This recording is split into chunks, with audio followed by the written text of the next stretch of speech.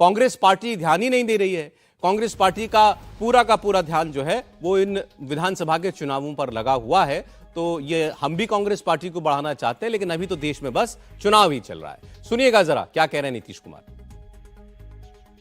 Developmental inclusive alliance का गठन किया गया, इसका नामकरण किया गया है। अब ये तो हो ही गया, अब तेजी से हो, लेकिन अभी तो काम ज्यादा नहीं हो रहा। अभी 5 जगह विधानसभा का चुनाव है, तो ये कांग्रेस पार्टी तो उसी में ज्यादा इंटरेस्टेड है। तो अभी तो जिसको हम लोग कांग्रेस पार्टी को आगे बढ़ाने के लिए हम लोग सब एकजुट होकर काम कर रहे थे, लेकिन अभी उनको कोई इस सब चीज की चिंता है नहीं। अभी तो लगे हुए हैं 5 राज्य के चुनाव में, इसलिए 5 राज्य का चुनाव होगा, उसके बाद अपने सबको बुलावेंगे। आजकल कभी कोई चर्चा नहीं हो रही। तो चलिए, अब जो कुछ भी होता है, हम तो देश को एकजुट करने के लिए और देश के इतिहास को ये लोग बदलना चाहते हैं, उसको ठीक करने के लिए, और इनसे जो आज है शासन में उनसे मुक्ति के लिए कर रहे हैं, तब आगे भी हम लोग करेंगे। अब नीतीश कुमार जो कह रहे हैं उसको समझने की जरूरत है कि इंडिया अलायंस में फिलहाल क्या पॉज बटन दब गया है, यानी कुछ नया काम नहीं हो रहा है। हमने तो ये सुना था कि जब तीसरी बैठक हो गई थी, उसके बाद कोऑर्डिनेशन कमेटी की भी मीटिंग हो गई थी दिल्ली में, तब शायद सीटों के बंटवारे को लेकर बातचीत होगी, बात कुछ आगे बढ़ेगी। लेकिन नीतीश कुमार ने जो बताया उसके मुताबिक ऐसा लगता है कि फिलहाल इंडिया गठबंधन के अंदर आगे कुछ काम नहीं हुआ है। बातचीत भर हुई है, कोऑर्डिनेशन कमेटियां सब बना दी गई हैं, कौन मीडिया कमेटी बना दी गई है, कौन कहां होगा ये देख लिया गया, लेकिन सीटों का बंटवारा जो मुख्य काम है, विपक्ष की तरफ से कोई गठबंधन अगर बनता है तो उस पर अभी कोई बात आगे नहीं बढ़ी है। क्या सबसे पहले हर्षवर्धन त्रिपाठी जी, नीतीश कुमार जी का बयान क्या बता रहा है इंडिया गठबंधन की सेहत पर? इंडिया गठबंधन की सेहत पर नहीं, पहले तो ये कि नीतीश जी का दुख देखा नहीं जा रहा है। अब देखिए वो जो जिस तरह से वो बोल रहे हैं कि लोग कुछ कर ही नहीं रहे हैं। अरे भाई, आप बिहार के मुख्यमंत्री हैं, एक अच्छा खासा बड़ा राज्य आपके पास है, उस राज्य की दुर्दशा, उस राज्य की ठीक जो कहें कि नीतियां ठीक से लागू हों, कैसे चीजें ठीक हो, उसकी बात कीजिए। आप अभी नौकरियां दे रहे हैं, उसकी बात कीजिए। इसका मतलब आप समझिए, इसका मतलब ये कि जिन नीतीश कुमार ने अपनी सारी राजनीतिक पूंजी दांव पर लगा दी कि भाई किसी तरह से नरेंद्र मोदी के खिलाफ एक गठजोड़, जिसको हम लार्जर अलायंस कहते हैं, वो खड़ा हो जाए, जिस कांग्रेस के पीछे ममता बनर्जी, केजरीवाल, अखिलेश यादव खड़े होने को तैयार नहीं थे, उन सबको कांग्रेस के पीछे लाकर खड़ा कर दिया। और उन्हीं नीतीश को कांग्रेस पार्टी ने एक तरह से कहें खारिज सा कर दिया है। अब उनको समझ, आपको ध्यान में भी नहीं आता, उनको लगता है लालू जी हैं, तेजस्वी जी हैं, और वो वीडियो देखिए उनके साथ तो बनाकर डाला, लालू जी के साथ, नीतीश जी के साथ नहीं डाला।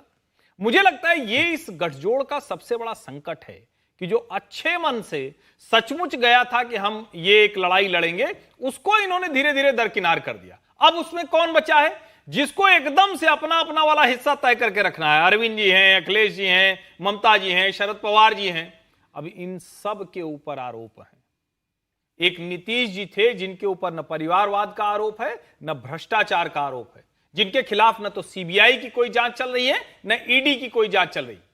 उनको दरकिनार करके ये गठबंधन नरेंद्र मोदी से लड़ने जा रहा है। तो ये पीड़ा स्वाभाविक है, मुझे तो पीड़ा दिख रही, दुख दिख रहा है। इंडिया उस अलायंस की क्या सेहत होगी वो तो इससे दिख जो भी एक व्यवहारिक मजबूरी बताई है क्या इसमें नीतीश कुमार ने कि देश में विधानसभा के चुनाव चल रहे हैं और कांग्रेस पार्टी का ध्यान उस पर ही है अभी आगे, इसलिए कुछ बात नहीं हो पा रही, कांग्रेस चुनाव लड़ने में बिजी है। देखिए, मुझे लगता है कि ये जो गठबंधन पार्टियों ने करने की कोशिश की है, विपक्षी पार्टियों ने, ये कहीं जा नहीं रहा है।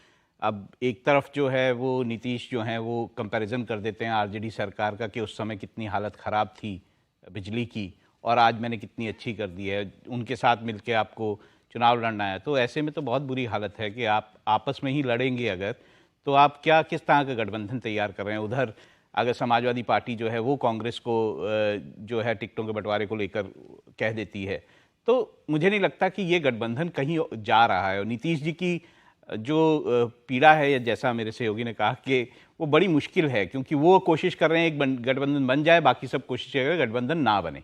तो अगर इस तरह की हालत रहेगी तो मुझे कोई भविष्य इस गठबंधन का दिखता नहीं। तो आप लोगों की बातों से ऐसा लग रहा है कि इस पूरे इंडिया गठबंधन में केवल एक नीतीश कुमार हैं जो सच्चे मन से चाहते हैं कि भाई अलायंस खड़ा हो जाए नरेंद्र मोदी के सामने हर सीट पर एक उम्मीदवार, बाकी सब लोग वो सच्चे मन से चाहें या ना चाहें, जी वो चाहें या ना चाहें, उनको अपना भविष्य दिखता है कि भाई अगर इस तरह का अलायंस हुआ, कहीं जीत हासिल हो गई तो उनको प्रधानमंत्री का दावेदार बनाया जा सकता है। उनको इस तरह का अगर रोशनी दिखती है तो वो कोशिश कर रहे हैं, पर लगता है जिस तरह के बयान अब आ रहे हैं उनके कांग्रेस को लेकर या आरजेडी को लेकर, तो हताशा दिखती है उसमें। हर्षवर्धन जी ने कहा अगर गठबंधन बना, अभी कुछ और बंटवारा सीटों का नहीं हुआ, तब तो किनारे कर दिया कांग्रेस ने उनको। आगे क्या भविष्य कांग्रेस का देखिए? साझा और सर्वसहमति के नेता के तौर पर उभरना चाह रहे थे। उन्होंने बार बार ये कोशिश की, ये कहा भी कोई जनता दल यूनाइटेड बहुत बड़ी पार्टी तो है नहीं, बिहार में भी तीसरे नंबर की पार्टी है, तो उनको अपनी राजनीतिक हैसियत पार्टी वाली पता है, विक्ट्री वाली, चुनाव जीतने वाली। लेकिन एक बात तो सच है, नीतीश कुमार का जो ब्रांड है वो बहुत बड़ा है। वो इतना बड़ा ब्रांड है कि चाहे भारतीय जनता पार्टी हो, चाहे लालू जी हो, चाहे जो सो कॉल्ड सेकुलर गठजोड़ हो, उसको लगता है कि अगर नीतीश जी हमारे पाले में रहे तो हमारा पल्ला भारी हो जाता है। और मैं ईमानदारी से ये बात कह रहा हूं कि आप शरद पवार की बात करते हैं, जैसे ही बात करते हैं 1993 में उनके मुख्यमंत्री रहने से लेकर, बम धमाकों से लेकर, फिर भ्रष्टाचार के मामलों से लेकर, जाने क्या क्या सामने याद आता है। परिवार में भतीजा बेटी सामने आ जाता है। आप लालू जी की बात करते हैं, वो तो दोषी हैं, उनको तो पता नहीं क्यों कौन सा बड़े लोग हैं इसलिए बाहर घूम रहे हैं। सामान्य आदमी होता तो जेल में चक्की पीस रहा होता, लेकिन उनके बेटे उप मुख्यमंत्री, उनके ऊपर भी आरोप है। आप अरविंद केजरीवाल की बात करेंगे, उनके 2 मंत्री जेल में हैं और 1 सांसद जेल में है, और उनको खुद को आज जाना था, नहीं गए, पता नहीं कब तक क्या होगा। ममता बनर्जी, उनके मंत्री के यहां कमरों में गड्डियां मिलती हैं। आप अखिलेश यादव के देखिए, उनके ऊपर आरोप आते हैं। सवाल यहां है कि कौन सा एक नेता है जिसको नरेंद्र मोदी या ये सरकार चाहकर भी छू नहीं पा रही। तो परिवारवाद और भ्रष्टाचार जिसकी लड़ाई मोदी कहते हैं हम लड़ रहे हैं, वहां नीतीश कुमार पकड़े नहीं जाते। तो मेरा यह मानना है कि स्वाभाविक तौर पर, और मैं जब ये शुरू हुआ तो तब से कह रहा था कि अगर नीतीश जी को संयोजक नहीं बनाया गया तो इस गठजोड़ की जड़ में मट्ठा पड़ गया है। अब वो कब सूखता दिखेगा ये देखने की बात होगी।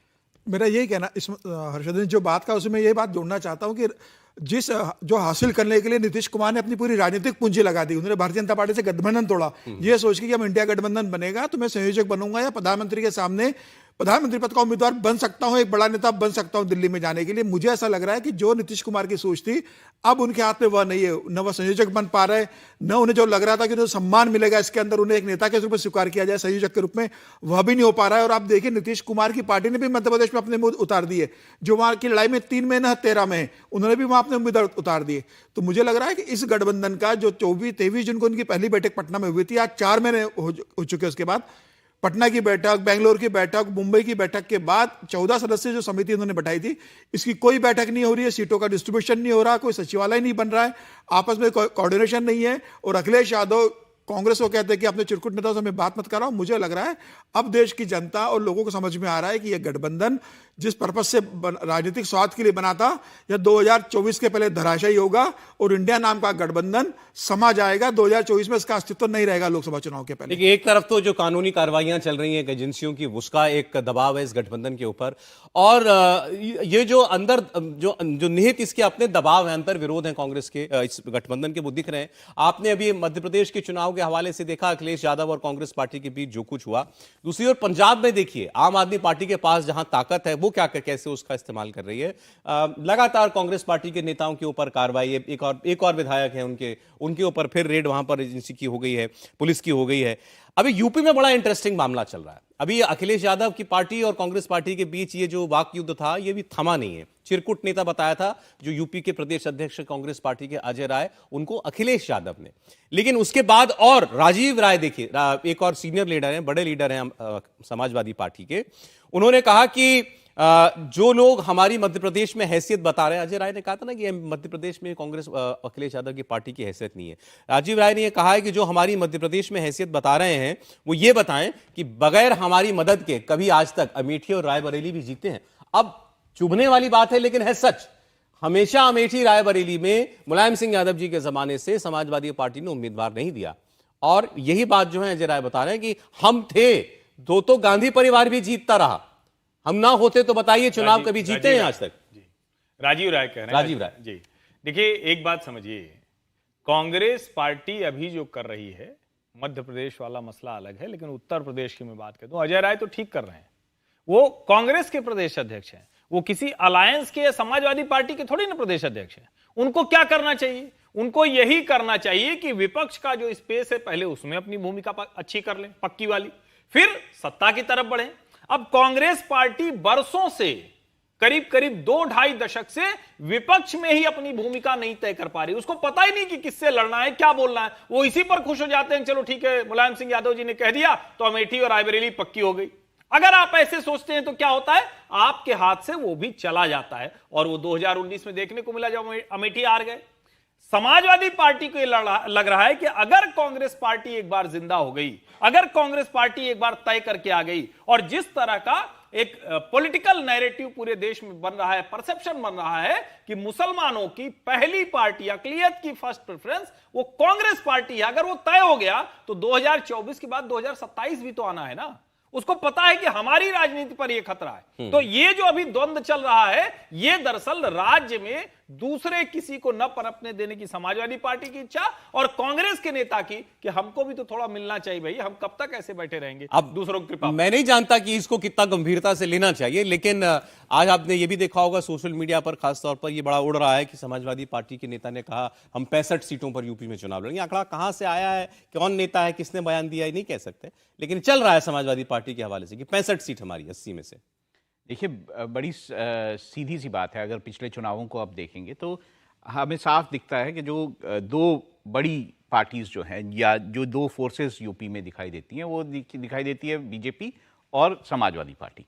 कांग्रेस और बीएसपी कहीं ना कहीं पीछे चले गए हुए हैं।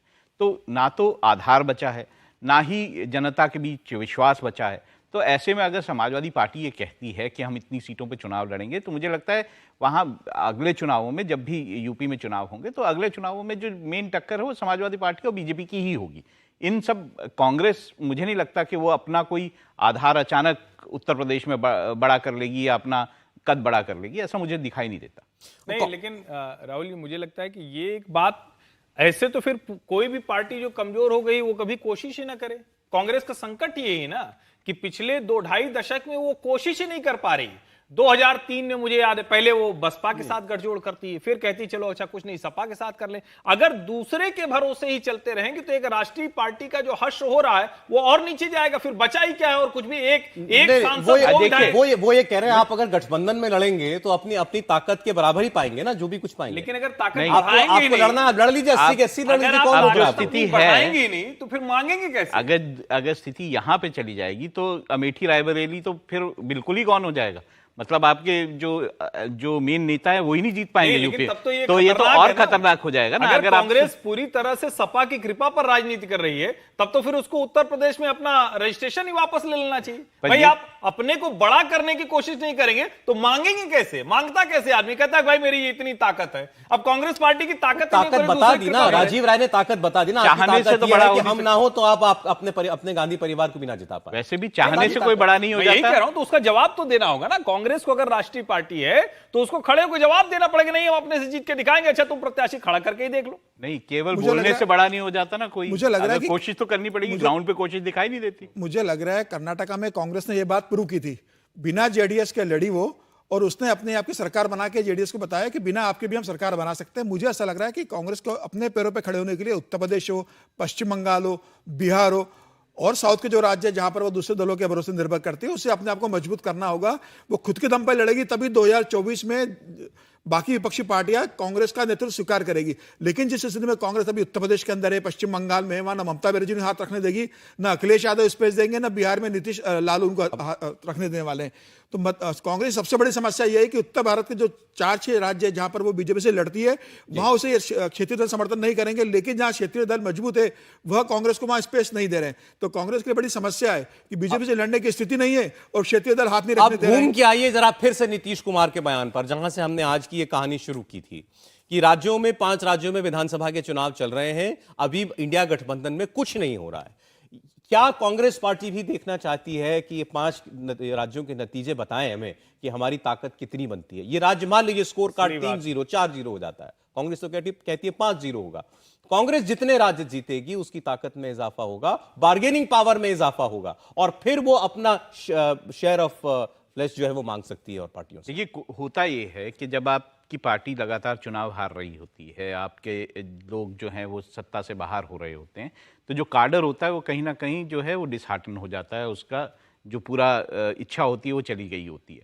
तो ऐसे में जब भी कोई पार्टी जो है चुनाव जीतती है, राज्यों में चुनाव जीतती है, उसको जीत हासिल होती है, तो उसमें उसका काडर जो है उसमें कहीं ना कहीं स्फूर्ति आती है, उसका काडर जो है काम करना शुरू करता है। और काडर जब काम करना शुरू करता है तभी किसी पार्टी का जनाधार जो है वो किसी प्रदेश में बढ़ता है। अगर इन राज्यों में कांग्रेस अच्छा करती है तो बाकी राज्यों में भी उसके जो काडर है उसको जो बल मिलेगा। और कोशिश जो कांग्रेस करना चाहती है सिर्फ बोलने से नहीं होती, ये कोशिश तभी हो पाती है जब आप कुछ परफॉर्मेंस कर रहे होते हैं। तो अगर ऐसा होता है, राज्यों में कांग्रेस को जो है वो जीत मिलती है इन राज्यों में, तो नेचुरली बाकी राज्यों में भी उसका काडर जो है वो जो है जोर लगाएगा कि वहां पर भी उनका संगठन जो है वो सुदृढ़ हो। तो ये विपक्षी गठबंधन में सीट शेयरिंग टिकटों का सीटों का बंटवारा जो है शायद इसी ही रुका हुआ है कि पहले पता चले कि कांग्रेस पार्टी क्या रिपोर्ट कार्ड लेकर के आती है। नहीं, मुझे लगता है ये एक महत्वपूर्ण बात है, लेकिन कांग्रेस के लिए एक जरूरी चीज क्या है? कांग्रेस अपने स्थानीय राज्य नेतृत्व को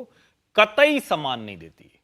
आप देखिए जरा, जहां उनके क्षत्रप मजबूत हो गए उनको छोड़ दीजिए, तो वो अपने राज्य के नेतृत्व को सम्मान नहीं देती, वहीं मुश्किल खड़ी होती है। आपको याद है क्या कि बिहार में कौन कांग्रेस का नेता है? किसी को ध्यान में आ सकता है? अभी अचानक पूछ लिया जाए तो कोई बता पाएगा? उत्तर प्रदेश में कौन नेता है कांग्रेस का? कोई बता पाएगा?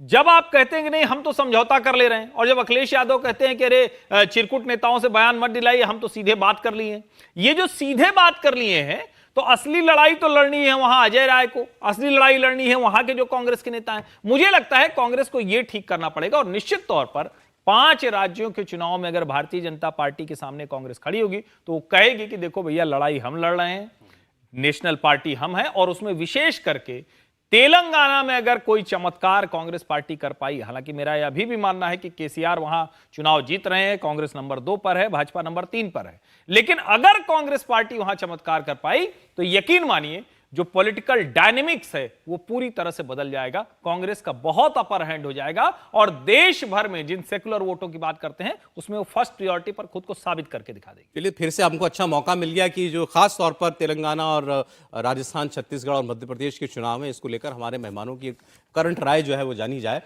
समीर जी, पहले तो अभी आपको क्या लग रहा है मौजूदा ये ऊपर के 3 राज्य, नॉर्थ के 3 राज्यों पर क्या होने जा रहा है? मुझे लग रहा है कि अगर तेलंगाना भले ही कांग्रेस ने जीती, अगर कांग्रेस राजस्थान बचा लेती है, मध्य प्रदेश भारतीय जनता पार्टी से छीन लेती है और छत्तीसगढ़ में सत्ता बरकरार रखती है, तो भी कांग्रेस के लिए एक बहुत बड़ा अचीवमेंट होगा।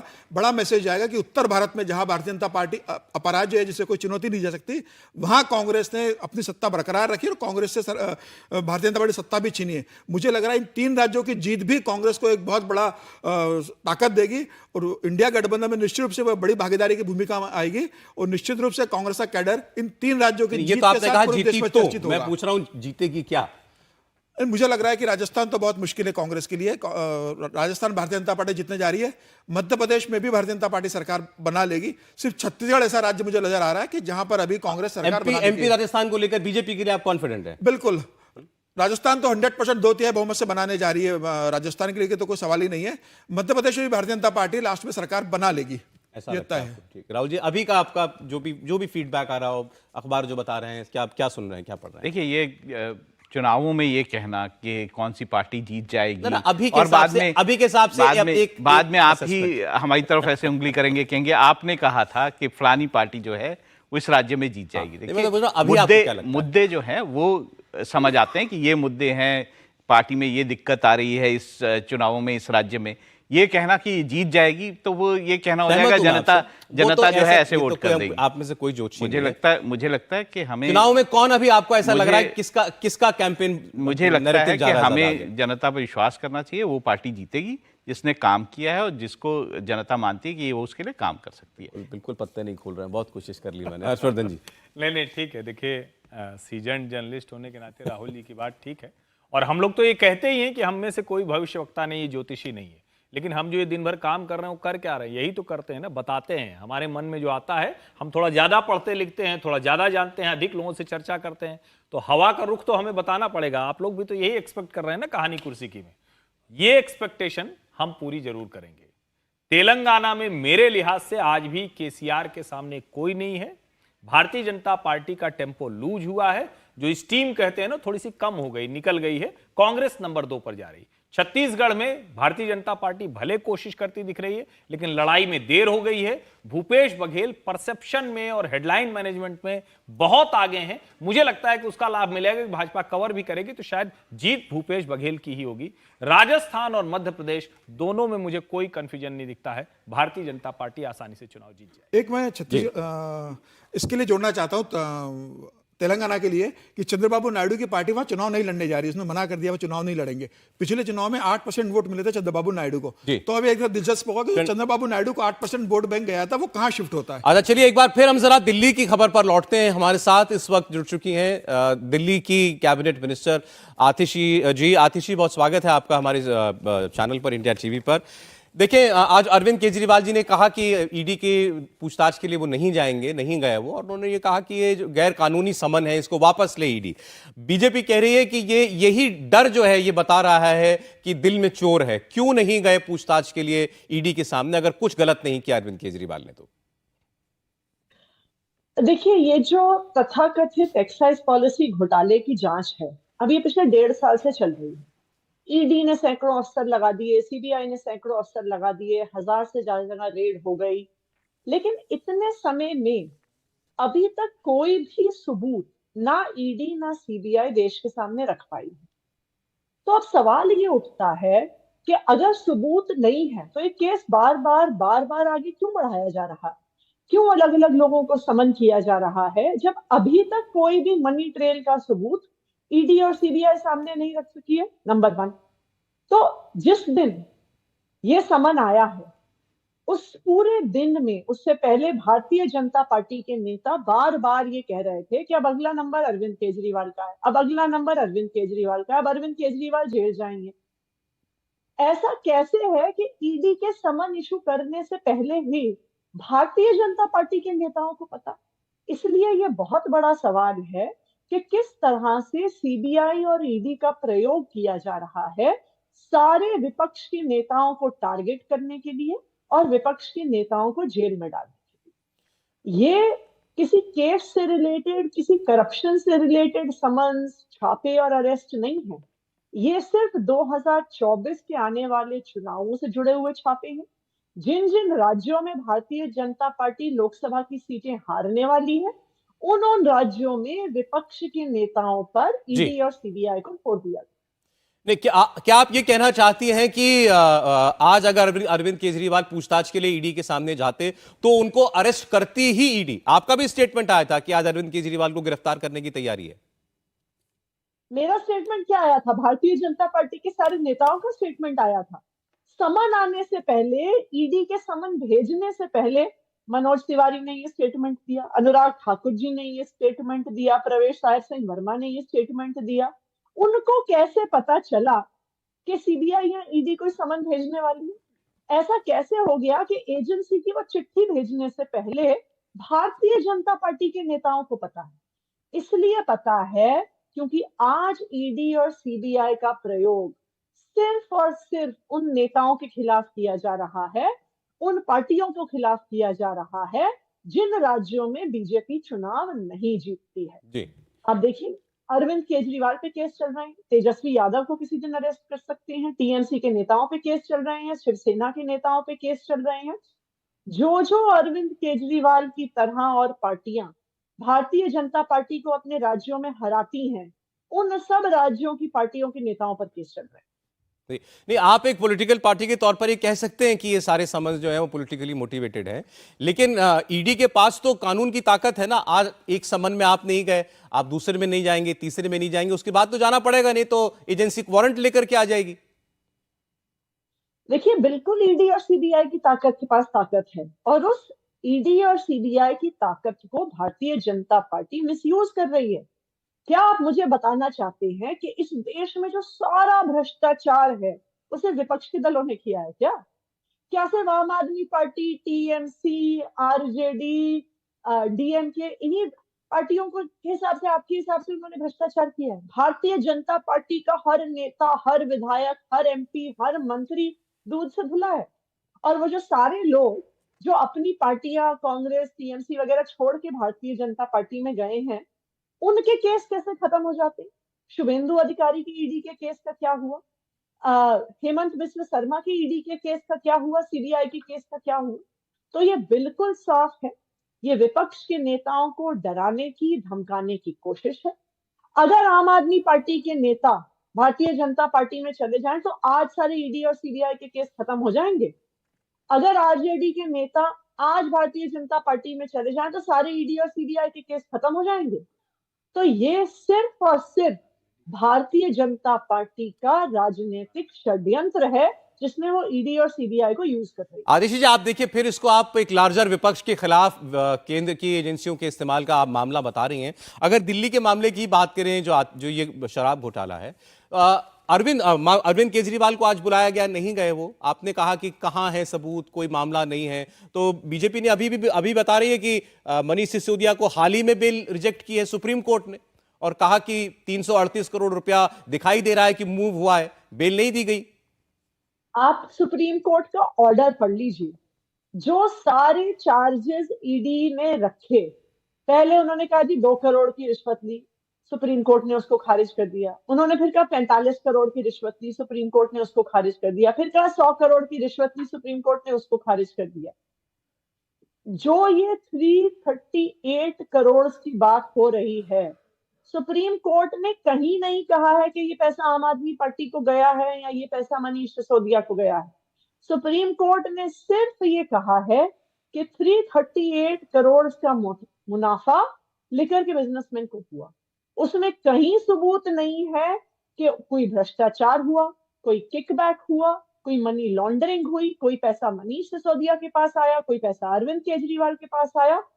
कहीं पर भी ईडी ने ना उसका सबूत दिया है और ना ही सुप्रीम कोर्ट ये कहता है। सुप्रीम कोर्ट का आदेश भी सिर्फ इतना कहता है कि 338 करोड़ का प्रॉफिट हुआ। प्रॉफिट होना करप्शन नहीं है, प्रॉफिट होना किकबैक नहीं है। जब तक कोई इस बात का सबूत नहीं आता कि पैसे का लेन देन हुआ तो वो क्राइम कहां से हो जाता है।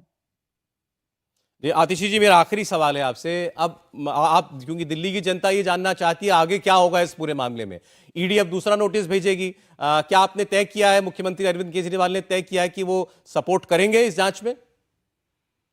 देखिए, आगे क्या होगा ये तो भारतीय जनता पार्टी के नेता बताएंगे।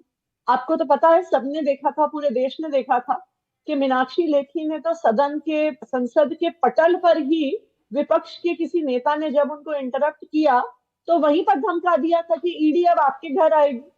तो ईडी और सीबीआई कहां जाती है, क्या करती है, वो तो उनके पॉलिटिकल मास्टर्स जो भारतीय जनता पार्टी है वो बताएंगे।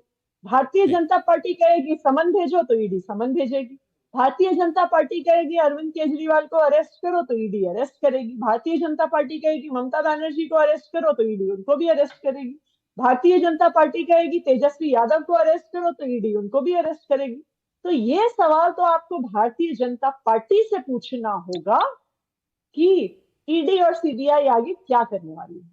बहुत धन्यवाद लेकिन अपना समय देने के लिए हमको, आतिशी जी। बहुत शुक्रिया आपका। दिल्ली की कैबिनेट मिनिस्टर आतिशी जी हमारे साथ थी। अरविंद केजरीवाल ईडी के समन पर पेश नहीं हुए, पूछताछ के लिए वो आज नहीं गए, और जैसा आपने भी सुना आतिशी को, आगे क्या होगा इस पर भी कोई अपने कार्ड्स खोलने के लिए वो फिलहाल तैयार नहीं है। लेकिन इसे एक बड़ी राजनीतिक लड़ाई के तौर पर जरूर आगे बढ़ाएगी आम आदमी पार्टी, इसमें कोई शक नहीं।